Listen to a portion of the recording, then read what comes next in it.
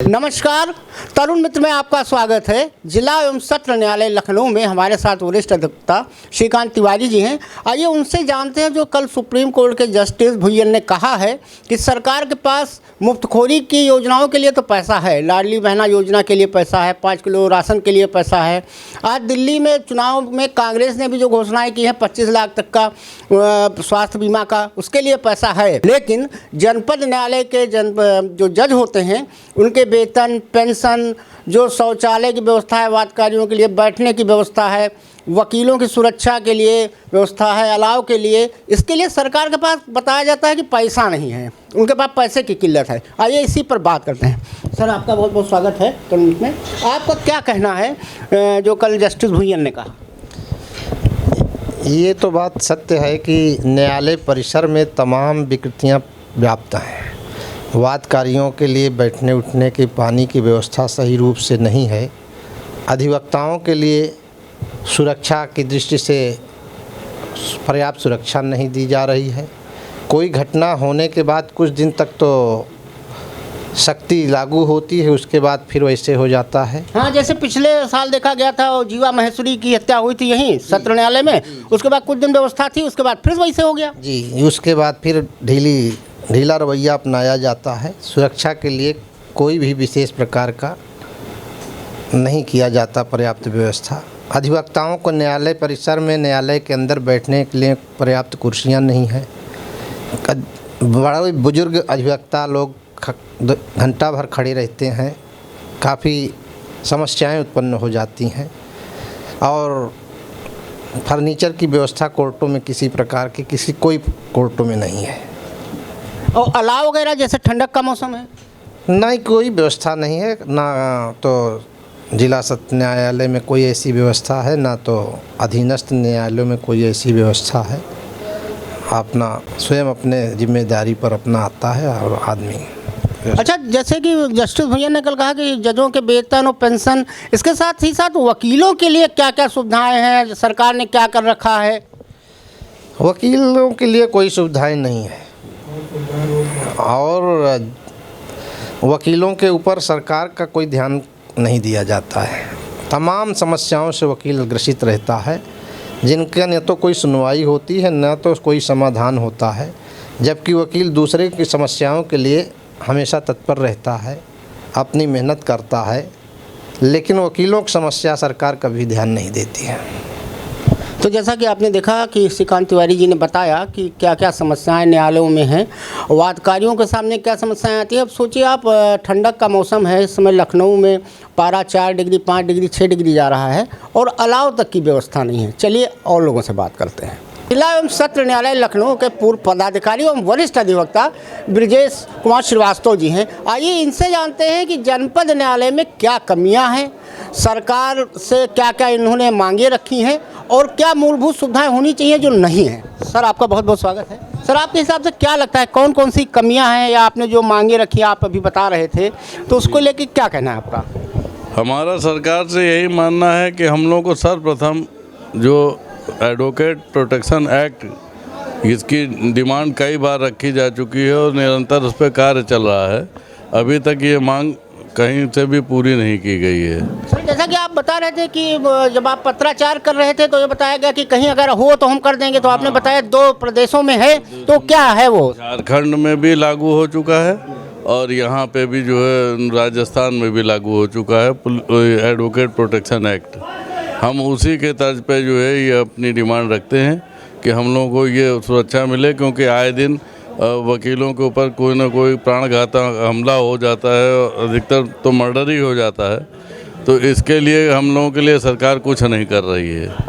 और जनपद न्यायालय की जहाँ तक बात कर रहे हैं, जहाँ मैं बैठा हुआ हूँ, इस परिसर में भी पता नहीं क्या दिक्कत है कि परिसर की बिल्कुल सफाई के नाम पे तो बिल्कुल ध्यान नहीं दिया जा रहा और ये कहा जा रहा है कि निगरानी और सुरक्षा के लिए जगह जगह गेट तो बनाए जाते हैं, लेकिन अभी पूरी तरीके से वो सुचारू रूप से संचालित नहीं है। गंदगी बहुत रहती है, कोर्ट रूम में बेंचेज नहीं है, कुर्सियां नहीं हैं, अधिवक्ताओं के लिए कोई भी सुविधाएं नहीं है।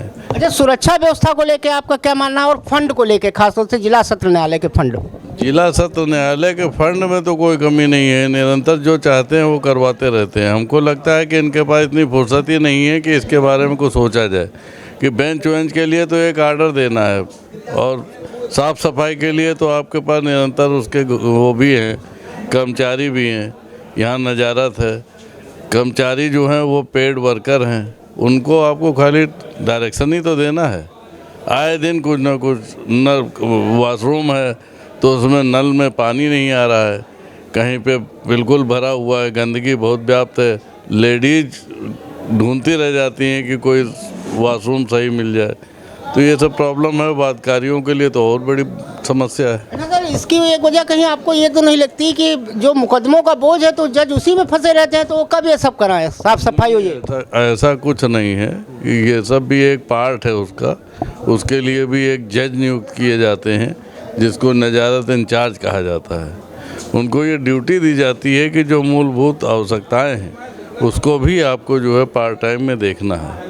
तो ये कह देना तो बिल्कुल गलत है कि जो है इतना वर्कलोड है कि वो नहीं टाइम दे पाते, तो ऐसा कुछ नहीं है। इसमें तो जो अनियमितताएं हैं, जो ठीक से ध्यान नहीं दे रही है सरकार की, इसमें जो है नाकामी है। हम लोगों के बीच से ही चुन के जाते हैं नेता मंत्री, वो अपनी बात वहाँ पे रख नहीं पाते हैं, ना हम लोगों का कोई जो है पुरजोर तरीके से हम लोगों की कोई सुनवाई के लिए कोई प्लेटफॉर्म मिले। तो यही सब दिक्कतें हैं इसमें।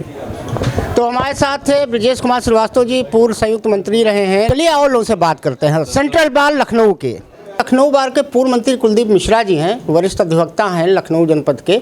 आइए इनसे जानते हैं कि इनका क्या मानना है कि क्या सुविधाएं जिला और सत्र न्यायालयों में होनी चाहिए वादकारियों के लिए, जजों के लिए और वकीलों के लिए। सर बहुत बहुत स्वागत है आपका। सर आपका क्या कहना है? जब हम सुविधाओं की बात करते हैं और व्यक्ति परक होकर सोचते हैं कि हमको सुविधाएं मिलनी चाहिए, लेकिन जब समाज के बारे में सोचते हैं तो सुविधाएं लोकतंत्र आने के बाद में जो भी नेता है काम करता वोट के हिसाब से, और जब वोट के हिसाब से काम करेगा तो नैतिक पतन जो समाज के सभी लोगों को हुआ है। लोग पैसा लेके वोट देते हैं और नेता पैसा दे के वोट लेता है, तो हम उससे बहुत ज़्यादा अपेक्षा नहीं कर सकते हैं। तो सुधार की बहुत जगह ज़रूरत है। सुविधाओं की यहाँ तक बात है, अगर सही तरीके से व्यवस्था हो तो इतना इंफ्रास्ट्रक्चर है कि सुविधाएं हो सकती हैं। लेकिन जो व्यक्ति जहाँ पे बैठा है वो दूसरे की सुविधा देख ही नहीं रहा हो, तो केवल अपनी सुविधा देख रहा है। थोड़ा धार्मिक बात कहना चाहेंगे कि हमारे जो सनातन धर्म है उसमें था जो बड़े अच्छे कर्म करता है उसको राजा बना दिया जाता है, तो राजा की प्रथा खत्म हो गई। अब ऐसी पोस्टों बैठा दिया था जिसमें विवेकाधिकार असीमित उसका हो, और उसका जिसको विवेकाधिकार असीमित दिया गया पूरा दुरुपयोग कर रहा है। उसी वजह से समस्या है। सुविधाएं जो है, सबसे पहली बात है हम लोगों ने मांग की थी कि जो कोर्ट के अंदर अनावश्यक लोगों का प्रवेश रोका जाए, जिसका मुकदमा लगा वो आए और अधिवक्ता आए, लेकिन एक एक मौके के साथ 10-10 लोग आते हैं, उससे बहुत बड़ी व्यवस्था होती जा करके। और समस्या यहाँ पर सबसे बड़ी समस्या जो हो शौचालयों की सफाई की समस्या है। इस संबंध हम लोगों ने कई बात की, तो ऊपर जो अधिकारियों का कहना हमारे पास फंड नहीं है, और वकीलों के बैठने की जगह की व्यवस्था होनी चाहिए। कोर्ट में जो कोर्ट रूम की पोजीशन है वहाँ पे बैठने के अधिवक्ताओं की व्यवस्था नहीं, जजों की कमी है, जजों की संख्या बढ़नी चाहिए। एक जज के निर्धारित होने चाहिए कितने मुकदमा कर सकता है। आप किसी जज पर अगर 200-300 मुकदमे लगा दिए जाएंगे तो आप ये उम्मीद नहीं कर सकते कि वो सब मुकदमों को देखा जा सकता है। तो एक जो व्यवस्था डेट लगाने के लिए मुकदमे लगाए जाते हैं, तो सबसे बड़ी बात होनी चाहिए कि एक नंबर आप कैसे निश्चित होने चाहिए, और जज के ऊपर और वकील के ऊपर दोनों पर बात होनी चाहिए। जितने केसेस लगे हों सब केसेस उस दिन सुनवाई हो जाके, भले एक कोर्ट जो है 5 बजे के बाद तक चले जा करके, लेकिन जो भी मुकदमे लगे जा करके उन मुकदमों की सुनवाई होनी चाहिए। केवल मुकदमा लगा करके फिर अगली डेट लग जाए, फिर अगली डेट, ये व्यवस्था, ये परेशानी यहाँ सेशन कोर्ट की नहीं है। ये सेशन कोर्ट से लेकर के हाई कोर्ट से लेकर सुप्रीम कोर्ट तक है। नंबर ऑफ केसेस लग गए, अब आदमी सोच रहा है मेरा मुकदमा लगा हुआ, सुनवाई हो जाएगी, लेकिन उसका नंबर नहीं आएगा, फिर लग जाएगा, फिर लग जाएगा। 10 बार मुकदमा लगने के बाद जब सुनवाई नहीं होती है तो आदमी को न्याय व्यवस्था के प्रति निराशा होती है। हैं अनुरोध श्रीवास्तव जी बड़े तेज तर्रार माने जाते हैं, चुनाव वगैरह भी लड़ चुके हैं, सभासदी से लेके और विधायक तक का चुनाव इन्होंने लड़ा है। आइए इनसे जानते हैं। तो अनुरोध भैया, आपका क्या मानना है, जो जस्टिस भुयन ने टिप्पणी कल की सुप्रीम कोर्ट में, तो आपको क्या लगता है कि जजों के लिए वेतन और पेंशन के लिए पैसा नहीं है, वादकारियों की सुविधा के लिए नहीं है, कचहरी सुरक्षा व्यवस्था के लिए नहीं है, आपको क्या लगता है? देखिए, मेरा मानना ये है कि ये स्तर आ गया है कि न्यायपालिका और कार्यपालिका में एक टकराहट की स्थिति रहती है। उस टकराहट का ही नतीजा है। ऐसा नहीं है कि यहाँ पे साफ़ सफाई और इसकी मुद्दा है। मुद्दा ये है कि हम जिस जगह पे बैठे हुए हैं ये सेशन कोर्ट है, और भय बिन होए ना प्रीति। आप चले जाइए, हाई कोर्ट चले जाइए, सुप्रीम कोर्ट चले जाइए, वहाँ आपको साफ़ सफाई मिलेगी। वो भी किसी फंड से ही हो रहा होगा, और फंड की कोई कमी नहीं है। और इसको हम लोग अब बड़े पैमाने पे ये भी नहीं कह सकते हैं कि किसी तरीके का भ्रष्टाचार व्याप्त है। अपार फंड है। और सुप्रीम कोर्ट ने जो टिप्पणी करी है माननीय उच्चतम न्यायालय ने, मैं तो चाहूँगा कि विधि मंत्री को इसमें तलब किया जाना चाहिए, उनसे भी ये पूछना चाहिए, क्योंकि जो विधायिका का ये कर्तव्य है कि वो ये सारी चीज़ों को माइन्यूटली देखे और कार्यपालिका से उसको कंप्लीट करवाए।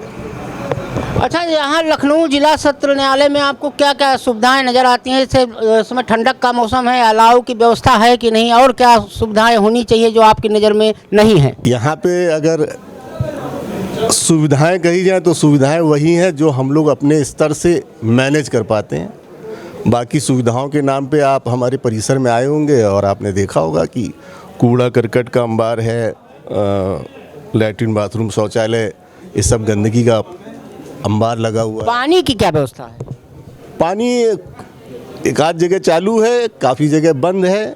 हम लोग पीने वाला पानी, पीने वाले पानी के लिए हम लोगों को बाहर से आयातित करना पड़ता है। और आप देख सकते हैं हमारे पास जो ये रखा हुआ है इसका किराया आता पड़ता है। यहाँ कोई सुविधा नहीं है।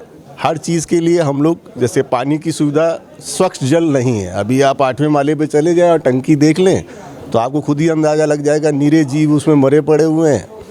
और वही पानी कहते हैं आरओ लगा हुआ है, लेकिन हम लोग उस पर विश्वास नहीं करते हैं। जान है तो जहान है, इसलिए पानी की व्यवस्था हम लोग को स्वयं करनी पड़ती है। मेरा ये मानना है, न्यायपालिका, कार्यपालिका, विधायिका, 3 व्यवस्थाओं में सारी व्यवस्था टूटी हुई है। और जब एक दूसरे के अधिकारों के ऊपर अतिक्रमण होता है या एक दूसरे के ऊपर मतलब लोग नाजायज़ प्रयोग करना शुरू करते हैं या अपने अधिकारियों का गलत प्रयोग करते हैं, तो व्यवस्था में भेदभाव होता है। और हर जगह पर संभव नहीं है जो आदमी चाहे हिसाब से व्यवस्था हो जाए। देखिए, जो उच्च श्रेणी के लोग हैं वो अपने हिसाब से करते हैं। न्यायालय, उच्च न्यायालय, सुप्रीम कोर्ट, माननीय सर्वोच्च न्यायालय की व्यवस्था अलग है। जजों अपने उनको अधिकार है, लेकिन जो गरीब वकील, वादकारी, इनके लिए कोई समस्या, आप लोग नीचे के स्तर के आदमी जो हैं, इनके लिए वास्तव में व्यवस्था सही ढंग से नहीं हो पाती है। तो आपको क्या लगता है कि जैसे जिला और सत्र न्यायालय स्तर पर अगर देखा जाए तो क्या सुविधाएं होनी चाहिए जो सरकार नहीं दे पा रही है आपके हिसाब से? हमारे महामंत्री जी ने एक सुझाव दिया है कि कोर्ट परिसर में सुरक्षा व्यवस्था होनी चाहिए और वादकारी को उसका जो है न्याय उसको समय से मिलना चाहिए। समय से न्याय न मिलने पर आदमी जो है विचलित होता है, तमाम प्रकार से कष्ट उठाता है और तमाम लोग हताश होकर तरह तरह के विभिन्न जो है अपने रास्ते तलाशने शुरू कर देते हैं। नहीं, तो जैसा कि देखा गया था कि पिछले साल या उससे पहले जीवा महेश्वरी की हत्या कोर्ट परिसर में ही हुई थी, तो उसके बाद 10-5 दिन तक सुरक्षा व्यवस्था बढ़ा दी जाती है, उसके बाद फिर सब टाई फिस हो जाता है। तो इस पर आपका क्या कहना है? ये सब पर जो है पावर सरकार के पास है। माननीय जनपद न्यायाधीश महोदय, माननीय उच्च न्यायालय और माननीय जो है जिलाधिकारी महोदय और कमिश्नर प्रणाली चूंकि लखनऊ में लागू है, यहाँ कमिश्नर महोदय के पास सारे अधिकार हैं।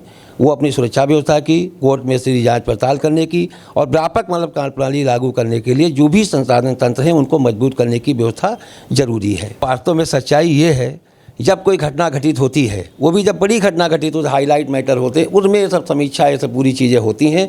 बाकी अन्य दिनों में कोई भी समीक्षा बैठक नहीं होती है। मुकदमों का बोझ इतना ज़्यादा है। माननीय पीठासीन अधिकारी महोदय, माननीय सब लोग न्यायालय में व्यस्त रहते हैं, किसी के पास टाइम नहीं होता है या किसी प्रकार की मीटिंग बुलावें या किसी प्रकार की वार्तालाप या किसी संदेश दिया जाए। जैसा कि आपने देखा कि जिला एवं सत्र न्यायालय लखनऊ के अधिवक्ताओं ने बताया कि मूलभूत सुविधाओं के नाम पर यहाँ पर न पीने का साफ पानी है, न साफ शौचालय है, सुरक्षा व्यवस्था तो राम भरोसे है। और ये वो जगह होती है न्याय का मंदिर, जहाँ पर एक वादकारी अपने वकील पे भरोसा कर कर अपना मुकदमा लड़ता है, वो चाहे ज़मीन का मामला हो, चाहे हत्या का मामला हो। और जब भी किसी दो लोगों में कोई झगड़ा होता है तो एक से दूसरा कहता है कि मैं तुम्हें कोर्ट में देख लूँगा। लेकिन उसी कोर्ट की ऐसी दशा और दिशा है, अगर आप कोर्ट रूम में चले जाइए तो वहाँ कुर्सियाँ टूटी मिलेंगी। जाली LLB पिक्चर इसका बहुत बड़ा उदाहरण है। वहाँ आपको ट्यूबलाइट कहीं लटका मिलेगा या कोई पंखा साए साए कर रहा होगा। तो ये स्थिति हमारे देश के न्याय व्यवस्था की है, जो कि सरकार को सोचना चाहिए। क्योंकि जब चुनाव होता है तो नेता लोग आते हैं, कोर्ट कचहरी में आते हैं, अधिवक्ताओं के पैर छूते हैं, वोट मांगते हैं, लेकिन फिर वो 5 साल नज़र नहीं आते हैं। अगर किसी मामले में लपेट दिए जाते हैं तभी वो नज़र आते हैं कचहरी में। आज के लिए इतना ही। कैमरामैन अन्नू के साथ मैं करमवीर, धन्यवाद।